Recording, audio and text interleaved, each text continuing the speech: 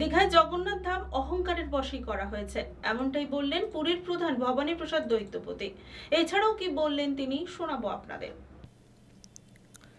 দীঘার মন্দির জগন্নাথ ধাম অহংকারের বশেই করা হয়েছে। ভারতের 4 ধামের মধ্যে উড়িষ্যার পুরী ধাম অন্যতম। আর কোথাও জগন্নাথ ধাম হতে পারে না।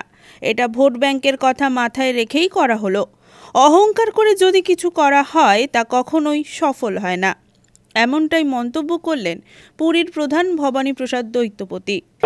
जगन्नाथ महाप्रभु विश्व के भगवान हैं, वो सारे ब्रह्मांड के नाथ हैं, वो लॉर्ड ऑफ द यूनिवर्स है।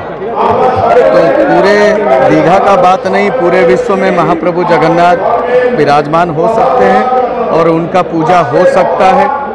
और हम उनके सेवक होने के नाते उनके प्रचार प्रसार के लिए हर जगह जा सकते हैं। लेकिन हमारा एक चीज़ कहना यह है, भगवान महाप्रभु जगन्नाथ प्यार के भूखे हैं, अहंकार के भूखे नहीं हैं।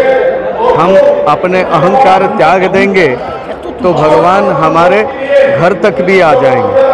এই দিন তারা মূলত সনাতন ধর্মের পক্ষে বিজয় পতাকা ওড়ানোর জন্যই এসেছেন।